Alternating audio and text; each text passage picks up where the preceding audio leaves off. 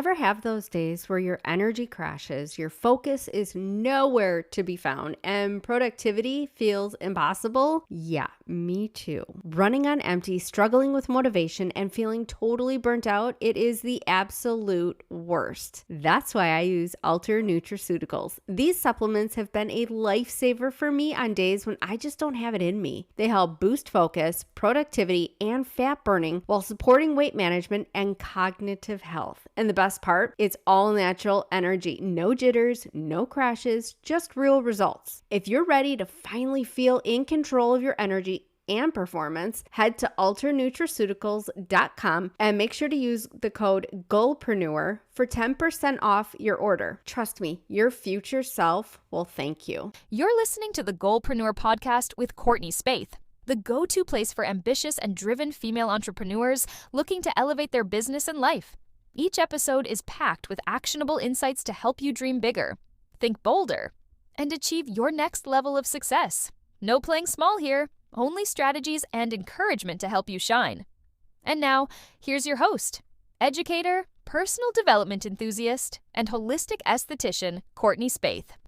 Welcome, Goalpreneurs. Thank you for tuning into another bonus episode. Today, I am joined by an amazing guest, Dr. Phoebe Ajayi. Did I pronounce that right? Yes, you did. Ajayi, okay. And she is an author in her book, Afterbirth, Postpartum Recovery of the Body and Mind. It's found on Amazon and Barnes & Noble. She's going to talk to us all about pelvic floor health and how new moms can balance motherhood with personal time without feeling guilty. And we're going to talk about so many more amazing things during this time. So, Dr. Phoebe, thank you so much for joining us on the Goalpreneur podcast. And I'm excited to hear your journey, your story, your adventure into motherhood. You have two amazing kids. So let's just dive right in. I'm going to hand it over to you. Thank you so much, Courtney. I am so privileged and honored to be here. Thank you for having me on your podcast. So, you said it all really. I've been a medical doctor for almost 15 years now, and I have two children. One is almost 7 and one is 3 years old. So, as well as because I'm a GP in the UK, so I work in the NHS. And I also have, a private consulting business where I help postpartum companies empower underrepresented women with inclusive care. So that's all about me. And, like we were saying before we started recording, I can talk about everything to do with pregnancy and postpartum rehabilitation all day and all night. And I can talk about it nonstop. So thank you so much for having me here. I feel really privileged to be here. Oh, thank you. I'm happy to learn from you. And our conversation during our welcome call was so insightful, and I got just so excited because I've being an esthetician for 10 years, and my specialty was in Brazilian waxing, and I've gone through so many pregnancies with my clients, and a handful of them after delivery, after birth, they would come back and see me, and they complained of like weak pelvic floors and all of these other issues. So I was so happy when we started talking and learning how important the pelvic floor is after birth. Like that, do you feel like that's one of the main things that should be tackled after pregnancy? Yeah, absolutely. In fact, I think women should start paying attention to their pelvic floor before pregnancy because studies have shown that a stronger pelvic floor will make for a smoother delivery process. It will also help the pregnancy itself be a bit less eventful. So this is what I mean. Now, many women during the pregnancy itself may start to develop symptoms of pelvic floor dysfunction, including stress incontinence, that's the involuntary leakage of urine during moments of increased intra-abdominal pressure. So like coughing, jumping, running, laughing, those sort of things raise the intra-abdominal pressure. And if there is involuntary escape of urine during such moments, that's what's called stress incontinence. And some other women might have urge incontinence, which is a symptom where if they need to wee, they need to go straight away. Otherwise, they have involuntary escape of urine. And some people have mixed, and very rarely, some people might have a total incontinence, which is just complete loss of bladder control. And those symptoms do start to crop up during the pregnancy itself. So for some women, it might start in the second trimester. More commonly, it starts in the third trimester. And these pelvic floor symptoms are also linked to other symptoms that we can talk about a bit more later. So, yes, I do advise every young lady to start to pay attention to their pelvic floor health, because that will set them up for an easier pregnancy, an easier labor and delivery, and an easier postpartum recovery as well.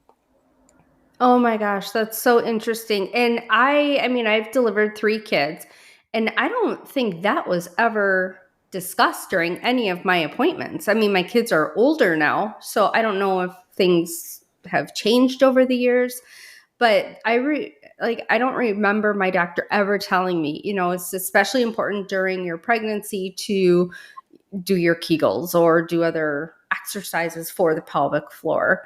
And then, especially after delivery, I don't remember the doctor ever telling me anything about that.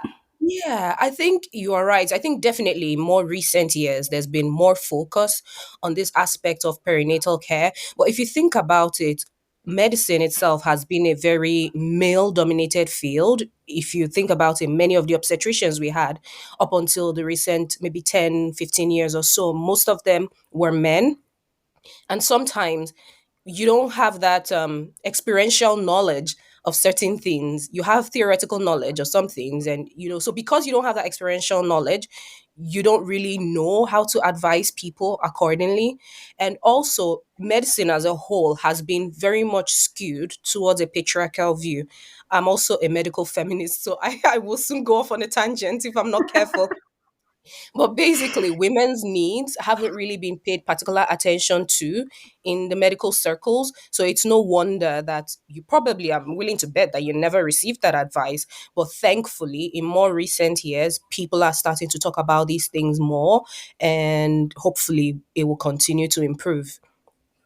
Yeah, yeah, definitely. When you, because you're also a speaker, keynote speaker.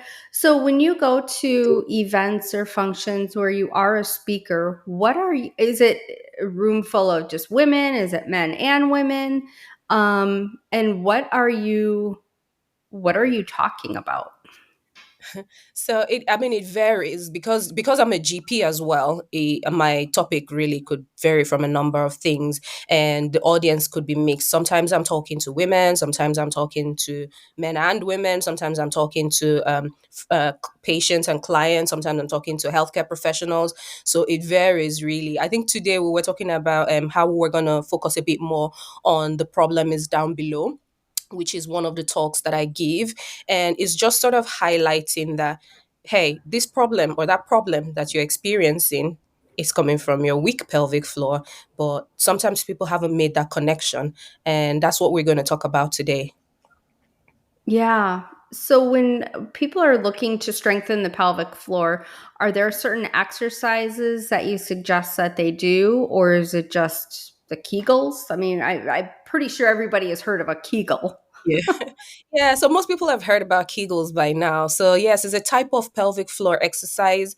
Um, and generally, I think that a lot of women struggle to isolate those muscles, and that's why I say I encourage every young woman to start paying attention to the pelvic floor even before pregnancy. Because what happens in pregnancy is, because there's a lot of stretching. Even if you've been used to exercising your pelvic floor, there is sort of another learning curve after having the baby as things return to their place. So there's a kind of disconnect between the mind and the body. So if you had no clue what your pelvic floor was or what it felt like before your pregnancy, then you might struggle a bit more to sort of make that connection. But it's not impossible. It just becomes a little more challenging. So the pelvic floor is a group of muscles that I'll say is between your legs. Men have it, women have it as well. And if you think about the organs in the pelvis, which is the lowermost part of the abdomen, you have the urinary bladder there, which is where urine is stored. That's your wee. There is the uterus, aka the womb, which is where the growing baby will be. And you have your bowels as well sitting on top of these muscles, and these organs make their exit through the pelvic floor muscles. So when you think about it, the pelvic floor is kind of doing a lot of work in that it's holding onto this weight. Yes, there are ligaments that support these organs as well, but the pelvic floor does bear a lot of the weight. So you can imagine that when a woman is pregnant and her uterus, increases in size, and there's also the weight of the baby, the placenta, the amniotic fluid, that's a lot of weight on the pelvic floor. And if you can imagine that as the baby is exiting through the birth canal, there is that stretching and opening for the baby to exit, and that puts another strain on the pelvic floor. So when a woman is trying to exercise her pelvic floor, yes, Kegels in a way, but I think that sometimes people take it to the extreme because we tend to focus on the contraction phase of the Kegel and not really focusing on the relaxation phase of the exercise, which is equally important in maintaining Mm. pelvic floor health. So, a pelvic floor that is too lax is an unhealthy pelvic floor. Equally, a pelvic floor that is too tight is an unhealthy pelvic floor. And the way I describe it to people is this: say, for instance, you want to work on your biceps, you want to build up your biceps, you're going to do your bicep curl, right? And you're going to go through that full range of motion, from extending to pulling up the weights. You're not just going to hug the weights to your chest and leave your arm in that position forever. Unfortunately, that's what a lot of people do when it comes to pelvic floor exercises. So there's a lot of misinformation around that as well, because sometimes, I mean, it kind of makes sense because you think, oh, urine is escaping, I need to hold on tight, tight, tight.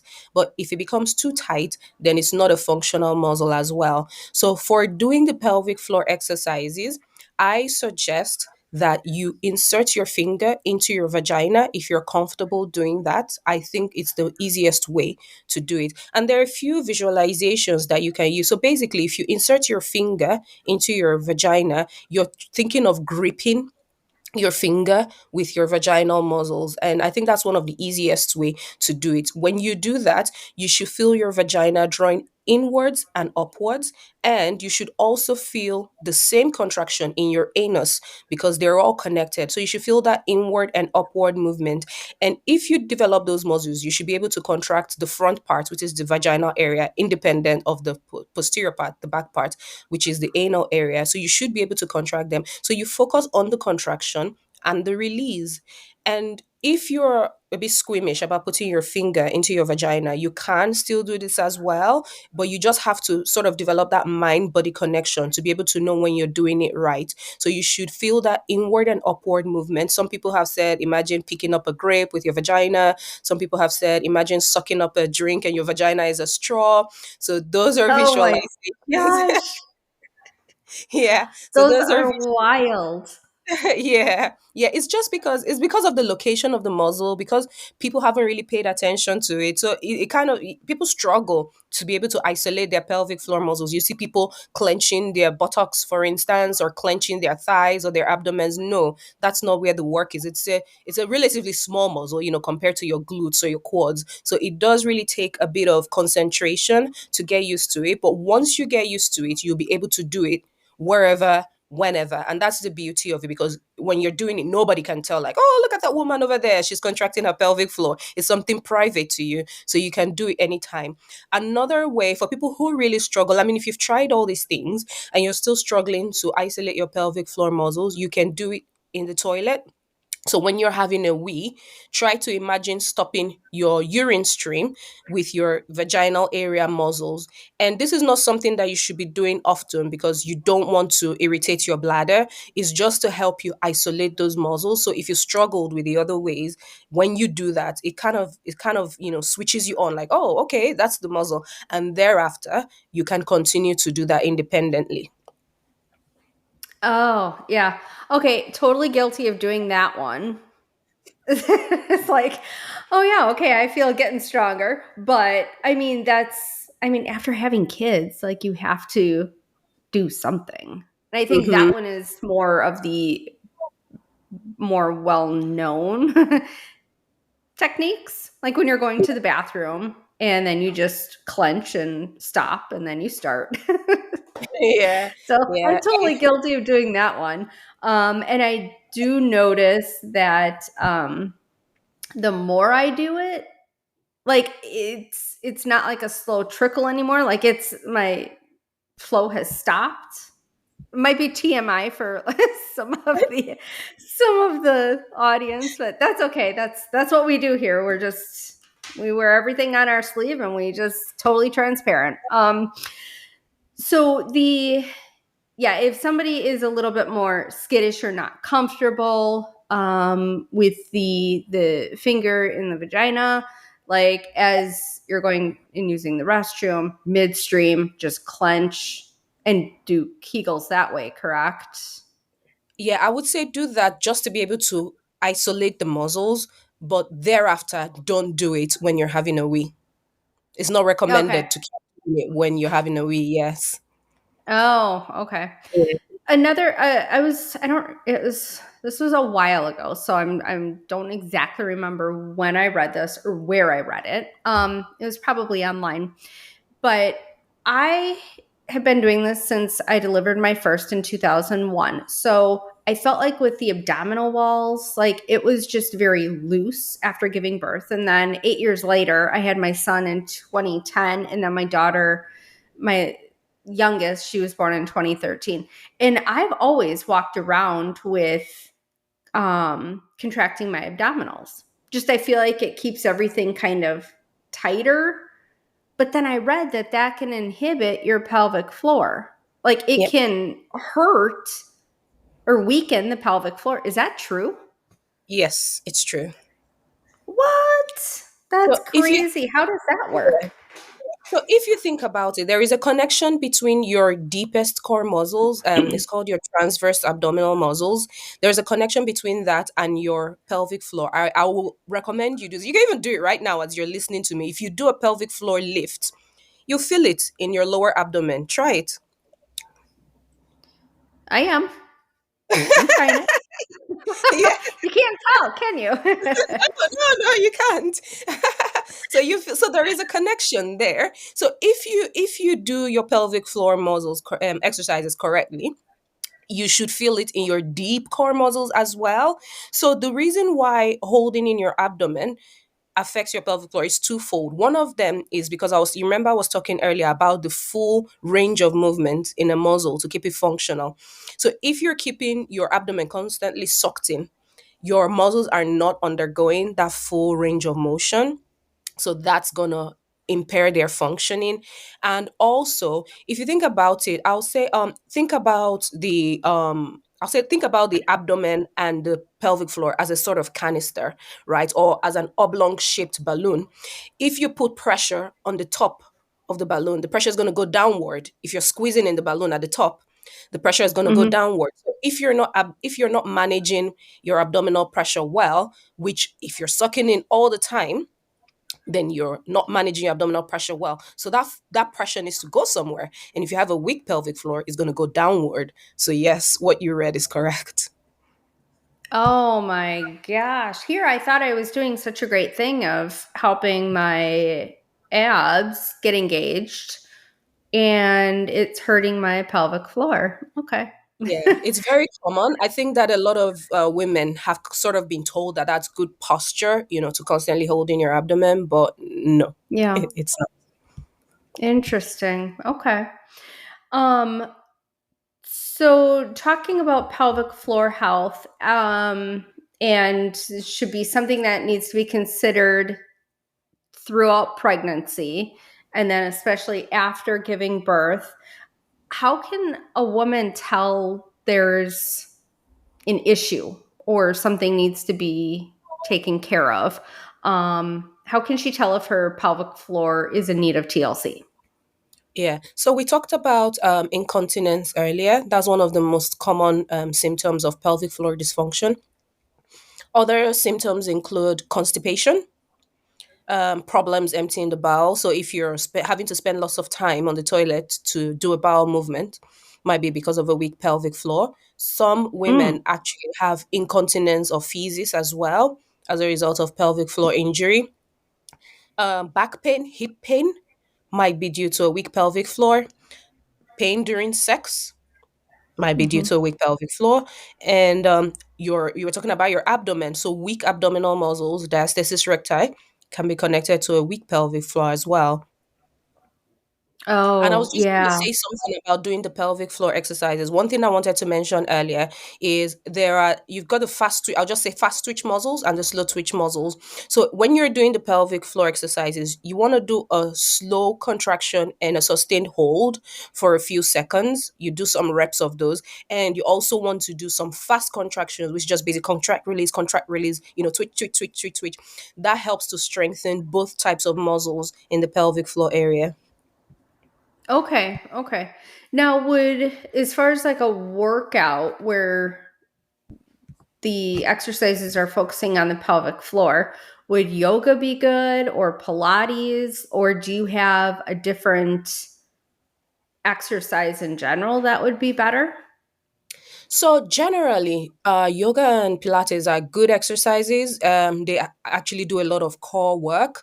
I think that before going into intense exercises, especially if you're not used to exercising, it's very important to work on the breathing, because if your breathing is not well managed, then you're not going to be managing your intra-abdominal pressure properly, and that can actually worsen your pelvic floor symptoms. So if you think about it, during Pilates, for instance, there are positions where you might have to, I'll say exercise some strength. If you are not careful about managing your breath, you find that some women are bearing down during those moments of increased work and increased like abdominal exercises especially. So if you're bearing down, as you're pushing down onto your pelvic floor, that's not managing the pressure properly, and it can worsen symptoms of a weak pelvic floor. So those exercises are great as long as the foundation is intact. And for any woman who is struggling with this, I think we're very fortunate in this day and age. A lot of people have access to pelvic floor therapy.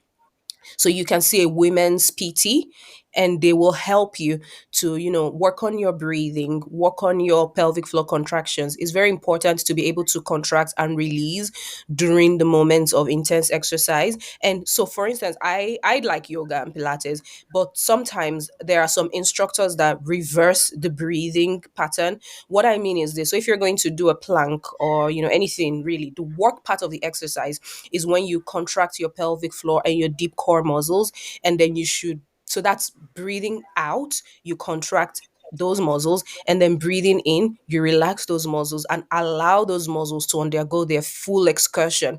But sometimes I'll be in a yoga class or Pilates class, and the instructor will be saying it the other way. So asking you to breathe in when you're supposed to be breathing out, and contracting and the reverse. And I think that's not right. And if you don't have your foundation right, that can be really confusing. Oh, yeah, for sure. So I've been teaching Pilates since 2007, all mat based.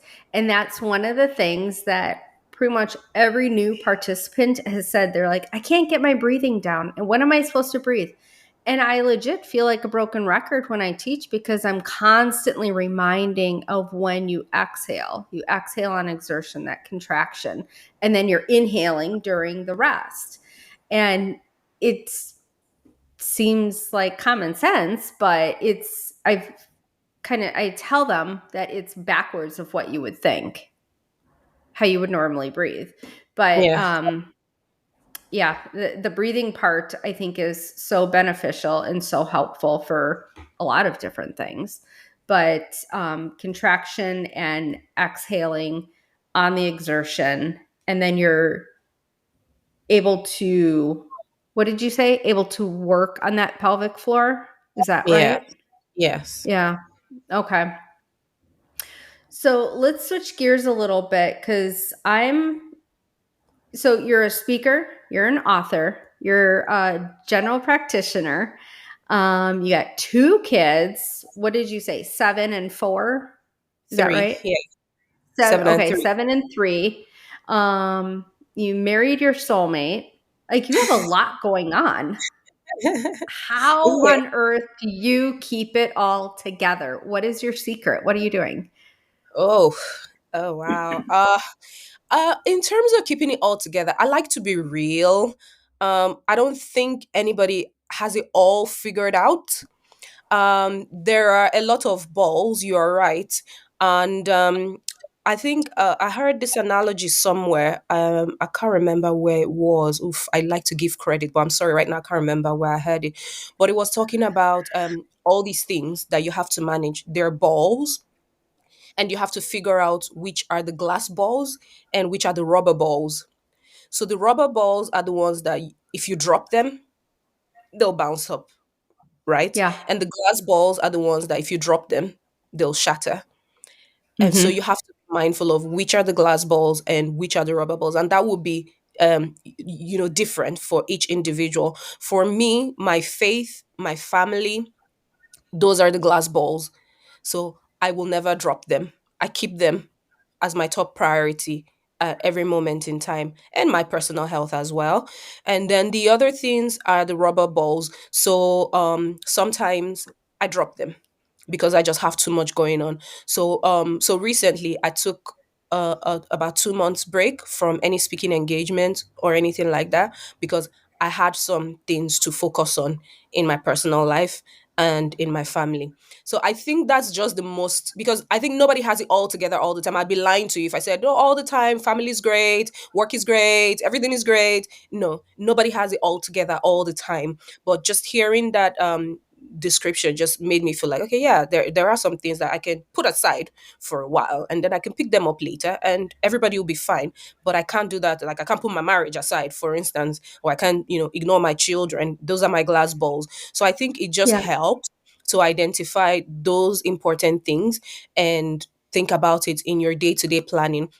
And I came across this Jesse Itzler, I think is his name, and he was talking about the big calendar, and I just put those things there in my calendar. It just helped me to plan the year. So basically I plan the year. So when you put everything like that in front of you, it just helps you to see where your time and your energy are going. So I will make a yearly calendar and a weekly calendar and a monthly calendar, and it just helps me to keep in line with my purpose and with my goals for that season. Because sometimes you might have some ideas like, oh, this year I want to do this or that, or you might not even sit down to think concretely about what you want to do or what you want to achieve, and then you just find time slipping away from you, and then you haven't really achieved anything. So just writing it down and putting it where I can see it just helps me to focus my energies on what I want to achieve.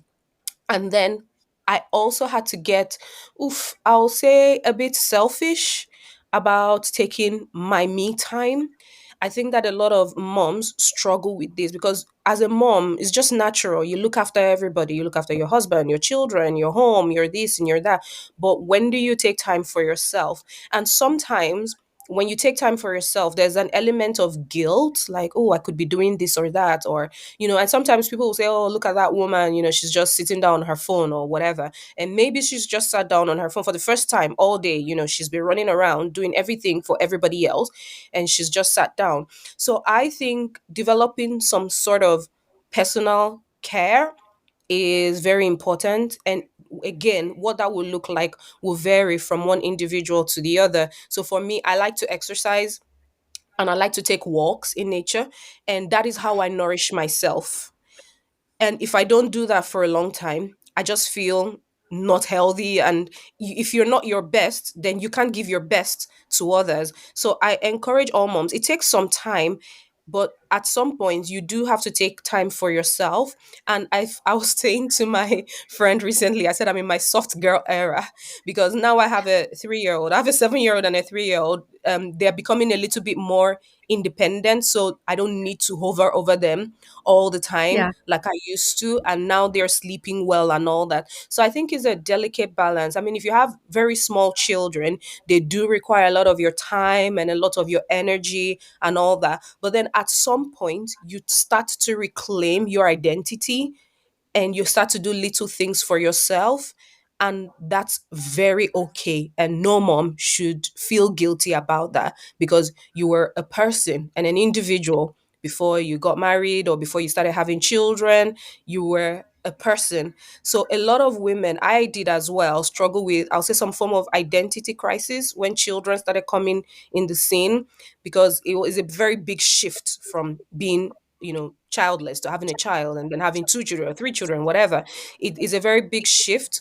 And I struggled a bit with a form of identity crisis, but I felt like at some point when they were starting to get older, when they were sleeping better, when they were needing me less, it was time for me to get back to myself, like rediscover myself and what do I love about me. So self-love, very important.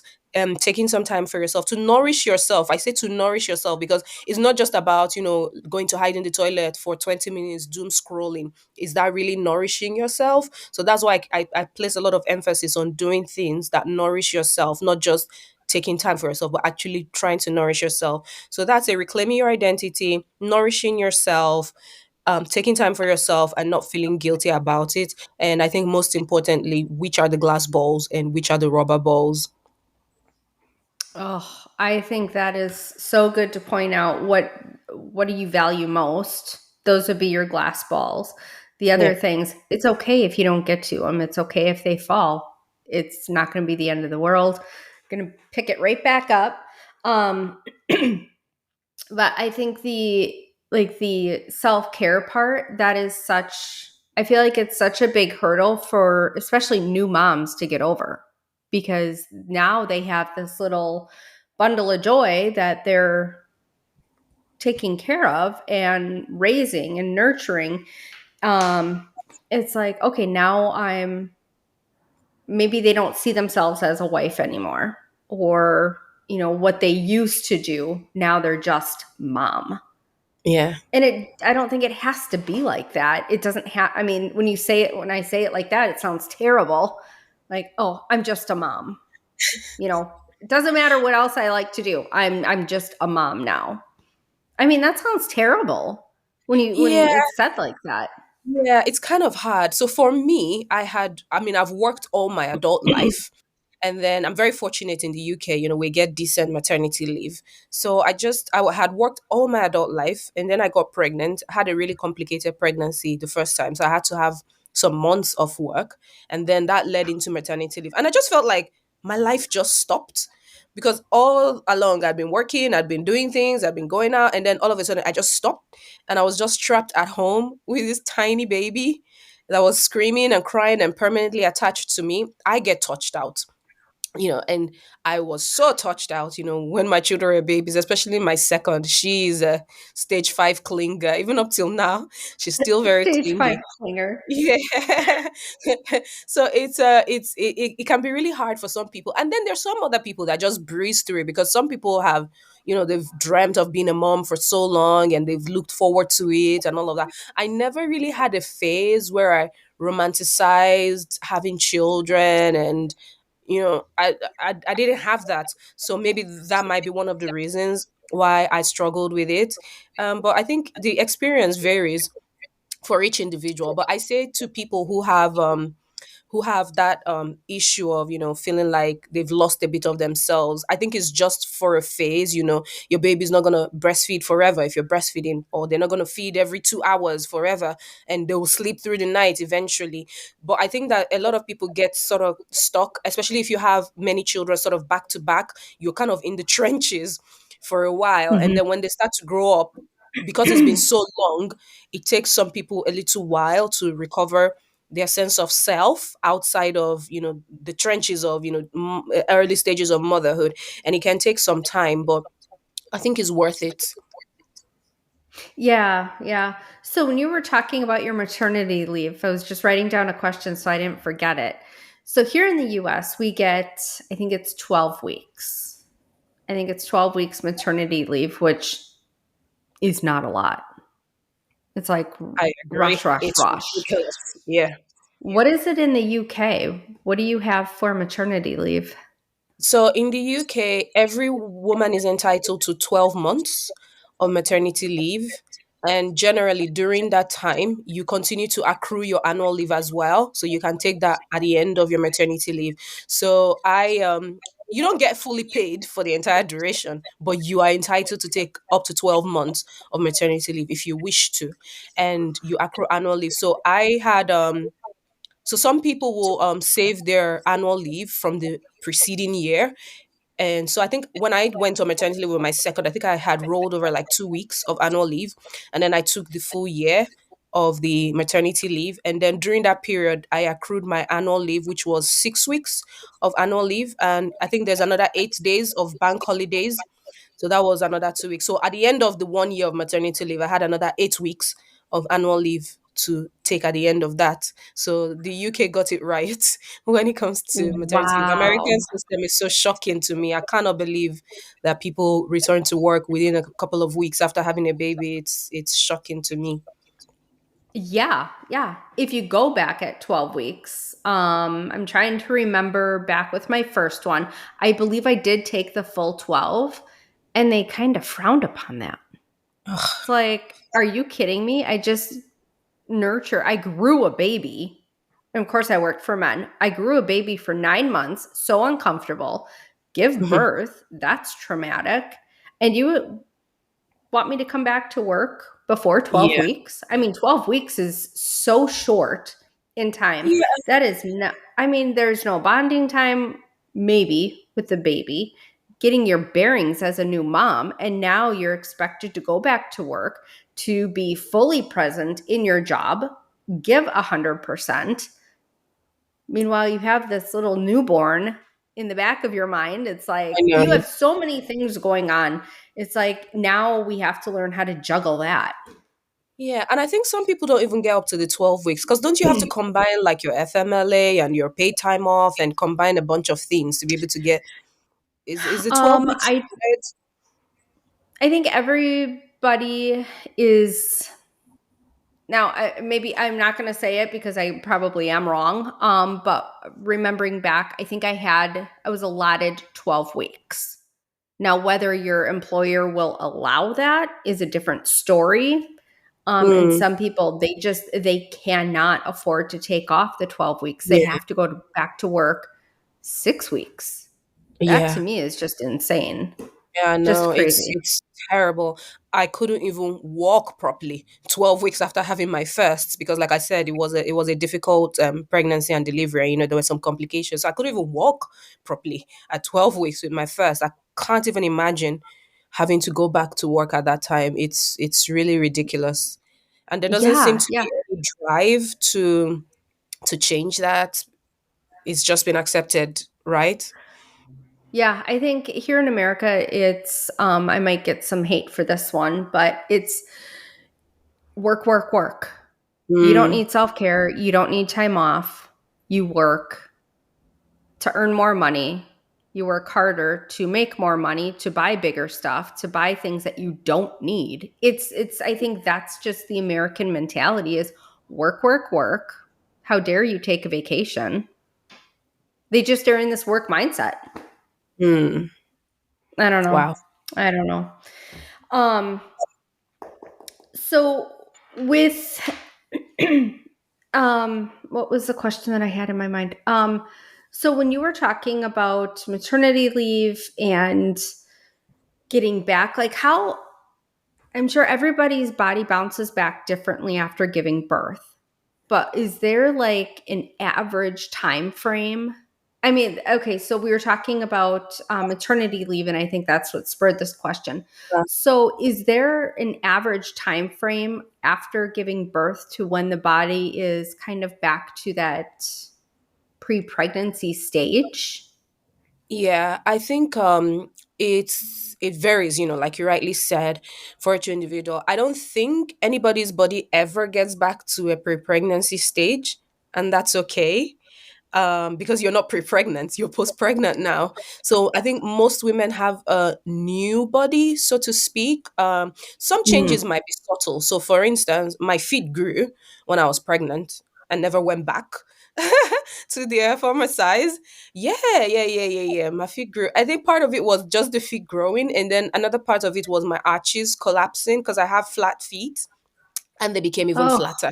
Yeah. So everybody's body changes in some way. And some people, their noses get bigger and they never go back to the way they were 100%. Some people's hips are wider. Some people's ribs are wider. So I'm not really a fan of the term bouncing back. I don't think. I like I say to women, you can't have a pre-pregnant body because you're not pre-pregnant anymore. You're post-pregnant. I think it's more important to work on being the strongest, healthiest version of yourself. I think that on average, I'll say recovery time from pregnancy and delivery and breastfeeding, I'll say about 2 years, because even after the outward changes that you can see, there are some molecular changes going on. So there are hormonal changes, there are nutritional, micronutritional changes going on, molecular changes going on. So for example, the fascia will be stretched out in the abdominal area and the pelvic area, like we said earlier, and that takes some time to rebuild and go back to the way it was. And so generally, what I say is focus on being the strongest and healthiest version of yourself. Focus on good nutritional intake, especially make sure you're getting your required protein intake, because during that time, your body is rebuilding. So you need a lot of protein. So focus on that. I love exercise. I've always loved exercise. I encourage everybody to exercise, especially for women, because women, as we get older, I think after 30 especially, we start to lose muscle mass. And when you're getting older, you need that muscle mass. You need it for stronger joints, stronger bones, reduce risk of osteoporosis, reduce risk of osteoarthritis and all that. So I encourage women to get into a routine, a regular form of exercise. I think strength training or resistance training is very good. But if that's not your cup of tea, any exercise that appeals to you, as long as you can stick to it. Because what happens is sometimes people think, oh, I need to run to be healthy. And then they get into running, even though they don't like running. And then because they don't like it, they can't keep it up. And then they say, oh, I don't enjoy exercise. No, there's so many exercises that you can do. I lost most of the weight. Well, to be honest, I didn't really gain a lot of weight in either of my pregnancies. To be honest, I didn't really gain much weight. But the little weight that I gained, Lucky, I know. lucky I duck. Well, part of it is luck. Part of it was just being intentional. But yeah, definitely a huge part of it was luck. And I lost a lot of weight from just walking. I think walking is an underrated form of exercise. Walking is easy Yep. to do. So when my children were babies, put them in the infant carrier, take a walk, or put them in the baby stroller, take a walk. And I used to walk for days. Again, I do realize I was privileged because I had a decent maternity leave, so I could do that. But I just feel like walking is so easy. It's something you can do with your children after dinner. Let's take a walk. It might just be 30 minutes, but it's good. Yeah. So there's so many. Is it swimming? I mean, badminton, whatever. There's so many types of exercises. So I feel there is an exercise for everyone out there. Just find what you love so that you can stick to it, and you will reap the benefits. So pay attention to your nutrition. Pay attention to your exercises. Forget about bouncing back. Forget about returning to your pre-pregnancy genes. Throw them away. Give them to charity if you need to. Just focus the strongest and healthiest version of yourself. No, honestly, for real, because sometimes I see some people say, "Oh, I was back in my pre-pregnant jeans 2 months or 2 weeks, or I wore my pre-pregnant jeans out of the hospital." That's not a flex. Like, okay, fine, you wore your jeans, and then what?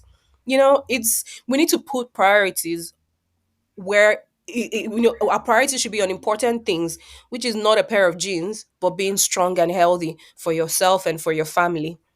And that's how I see it. Yeah, yeah. I think there's a lot of emphasis on, have kids, but don't look like you've had kids. Yeah. I think that is so damaging, and it makes me think of my sister. So I gained, I think my youngest, my third, I gained the most weight with her. She was also the biggest, but it was the easiest pregnancy ever and Uh-huh. delivery. I did it all natural, no epidural. Um, and with the other two, I think it was around 32 to 38 pounds that I've gained throughout the three pregnancies. Um, but my sister, she has the body that's built straight up and down. I'm more hourglass. So I have Okay. like the not cinched in, but smaller waist, a little Stand bit up, let me wider hips. that nice curvy figure. My sister, on the other hand, built straight up and down. She always had a very fast metabolism, could eat whatever the heck that she wanted. My gosh, her last one, she went, um, I honestly don't even know if she bought maternity pants. I think she just kept wearing her jeans with the like the rubber band tied in at the top. But that stinker left the I was going to say hotel, left the hospital after delivering my niece, and she was right back into her those pre-pregnancy jeans that she was wearing before she even got pregnant. She left the hospital after giving birth wearing those jeans. That is not fair. That's not fair at all. I know. Some people are so fortunate, isn't it? Oh, I yes, remember when I yes. had my second, like I said, I didn't gain much weight, to be fair. So with my second, I gained weight like quite quickly in the first trimester. I gained like 3 kilos, 4 kilos very quickly in the first trimester. And then in the second trimester, I lost all of it and then some. I have no idea why. And then in the third trimester, I think I gained another maybe 5 kilos or something like that. So because of the loss and the way I ended up not very far off from where I started. And then I had the baby, and one of my friends said, "Oh, I'll help you out. Your son can come over for a play date." So that you can spend some time with the baby. And also they had my son for the whole day. This was the day after the baby was born. And then we went to pick them up, went to pick him up in the evening, and I was wearing leggings. I'm not really a fan of jeans. I don't think, but I don't think I could have fit into my pre-pregnant jeans at the time, to be fair. But I was wearing my normal leggings, and then when I went, I remember he saw me and he was like, "What? Did you not just have a baby?" And I was like, yeah, but you know what? To be fair, like I don't know. Sometimes I think people are being complimentary, but I've never really liked people talking about my body, like, oh, you look like this, or you look like that, or you look like you don't look like you just had a baby. I don't know. What does that look like? I don't know. I don't know. I just find it a bit icky. But yeah, that happened. So everybody's Oh different. my gosh. Oh, yeah, yeah, for sure. So, is there anything in the book that is popping in your mind? It's like, I need whoever is listening, I need them to hear this, and it's coming from my book. Is there anything in your book that is just like front of mind that is like you're needing to get that out? I see the book as a friend walking you through your recovery process, because a lot of attention is focused on the baby, and perhaps rightly so, but I find that moms are a bit neglected in that period, and there is a lot of, "Ooh, why didn't somebody tell me this, or why didn't somebody tell you that?" So I am the somebody telling you everything you need to know, like literally everything you need to know about postpartum recovery is there. And even though I'm a doctor, I haven't written it in my doctor voice. I've written it in my "Hey girlfriend" voice. So yeah, so that's what it is. It just walks you through every step literally, and common complications to watch out for, and what you do if you notice any signs of those. Yeah, I was looking on at your book on Amazon and I read a little bit. It's like uh, I'm like your best friend, giving Yeah, you all the good details on what to expect. So yeah, I got that from your description, and it sometimes it's just the questions that we have, we're just too embarrassed to ask our doctor for yeah, whatever reason. And it sometimes helps coming from a person. Yes, you are a doctor, but you're also a mother. So you're seeing it from two different sides, but you wrote the book from your mom's side, yeah, right? Yeah, absolutely. and Yeah. giving all the real information, like this is real. This is real world life stuff, not Mhm. just the medical side of things. Yeah, I think I that's agree. awesome. Yeah. Yeah. Well, perfect. Is there anything that you want to share with our audience? Anything that's standing out to you that we didn't talk about? We talked about, I feel like we talked about a lot of different things today. Yeah. But did you feel like we're missing something? No, I can't really think of anything that I feel like we're missing. I just want to emphasize again that if any woman is having symptoms of pelvic floor dysfunction, you can see a women's PT, you can see a pelvic floor therapist, women's physiotherapist, whatever they're called, where you are. Don't neglect it, because I will liken it to a running injury. If you injure your knee, for instance, when you're running, you look after it, right? You go to a physiotherapist, or you go to your doctor, whatever, and you get some advice. So I would say liken your pelvic floor to that as well, because when you pay attention to it, it will serve you in the long run.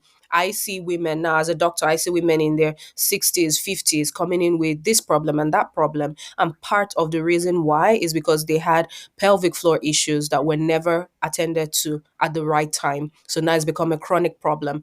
And also, even if you feel like, you don't have any problems with these pelvic floor symptoms now, as a woman, I would still encourage you to spend some time getting familiar with your pelvic floor and working on it, because when it comes to the menopause, a lot of women start to have pelvic floor related issues as well, because the tissues around there are heavily reliant on estrogen.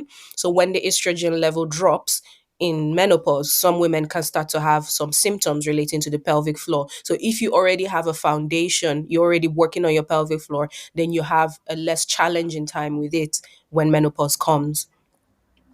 So that just sparked a question when you were talking about the muscle. So does the pelvic floor, does that have muscle memory? Does that make Hmm. sense? So, Yeah, I like think so. with each pregnancy, does it, like, after giving birth, you do the pelvic floor therapy, you feel like you're back to a better space, the pelvic floor is healthy, you get pregnant, delivery again. Does it, is it worse off than after the first pregnancy? Or does that, is there muscle memory where it's like, okay, no, I need to go back? I mean, it doesn't have to be worse off. And yes, there is muscle memory. I would say so. There's muscle memory. But at the same time, I don't think any woman should ever stop doing pelvic floor exercises. I think it's something that you should do every day for life. And one author that I read said, try to tie it to something that happens in your life daily. So, for instance, you might tie to every time I come across a red traffic light, I'm going to do my pelvic floor muscles. Or every time I'm brushing my teeth, I'm going to do my pelvic floor muscles. Or every time I'm, cooking or something, tie to something that happens every day, because you do your pelvic floor. So some authorities say do 3 sets of 20. I mean, it varies, but as long as you're doing something every day, then that's good. And it takes no time at all. You don't need to interrupt what you're doing. You can do it literally when you're lying in bed, when you're watching TV, when you're sitting at your desk at work, when you're driving in the car. You can do it anytime. So I don't see a reason to ever stop doing your pelvic floor muscles. But even if you have stopped for whatever reason, yes, there is muscle memory, because you already know what your pelvic floor muscles feel like. So when you start exercising them again, it's not going to be completely strange to you. Yeah, yeah. Oh my gosh. This was such a really great conversation. And I think a lot of what we talked about would have been so helpful back when I was in my earlier years, in pregnancies and being a new mom. I wish that information was around, was told. And Mm, like I said, I honestly don't remember my doctor ever talking to me about pelvic floor health. It just, I wish it was talked about more back then, because now I am in perimenopause. I'll be 47. So I think I'm getting to that age where it's, you were talking about symptoms yeah. and the loss of estrogen. So I hope I did not do myself such a disservice, but there is hope, even at my age, to get Yeah. that pelvic floor healthier. Absolutely, absolutely. There's always hope, and it's never too late to see a pelvic floor therapist. Anyone can see a pelvic floor therapist at any time. So, no, it's never too late. Mm, okay. Well, thank you for that. So, how can my audience find you? And I will link all of your information into the show notes, make it nice and easy so that they can just read and click and be connected with you. So, your book is on Amazon and Barnes and Noble. It Yeah. is Afterbirth, Postpartum Recovery of the Body and Mind. And then I see you're on, what is it? X? I was going to say Twitter, but it's X. Yeah. X and LinkedIn, Instagram. Yeah. I'm on Instagram at Phoebe Ajayi, LinkedIn, Dr. Phoebe Ajayi, and I've got my website, phoebeajayi.com. And yeah, like you said, I'll send you the links to all of those. Yeah. Oh, perfect. That'd be great. Well, Yeah. Dr. Phoebe, thank you so much for being on the Goalpreneur podcast today. This conversation was engaging and insightful. And I think new moms or expecting moms, I think they're in such a better place because like education, technology, like everything is so much further along from back in the early 2000s when I had given birth and started my journey into motherhood. But things now are so far developed. I think there's more resources out there. So I think expectant moms, new moms now have a much easier time trying to find the resources that they need. Yeah, absolutely. We're privileged to be in these times, and I really want to appreciate you for having me here. Like I said, I feel so honored and so special to be a guest on your podcast. So thank you so much for having me. I don't take it for granted. No, thank you, Dr. Phoebe. It was nice talking to you, and we'll talk again soon. All right. All right. Thank you. Bye. Bye. Oh my gosh, that was so good, right? I hope you're walking away feeling inspired, fired up, and ready to take action. Listen, if anything in this episode resonated with you, if you had an aha moment or even just a little heart nudge, please do me a favor and share this episode. Send it to a friend, post it on your social media, and also tag me at I am Courtney Spaeth, and that way I can cheer you on. If you love hanging out here, please make sure to subscribe so you never miss an episode. And also, it would mean the world to me if you left a quick review. That way, your reviews help more amazing people like you find this podcast and step into the life that they are meant for. So before I wrap up, I want to leave you with these 3 things. You are worthy of success, love, and abundance. Every step that you take brings you closer to your dreams, and you are exactly where you need to be, and you are enough just as you are. I appreciate you so much. Thanks for being here. And until next time, keep chasing those big, beautiful dreams.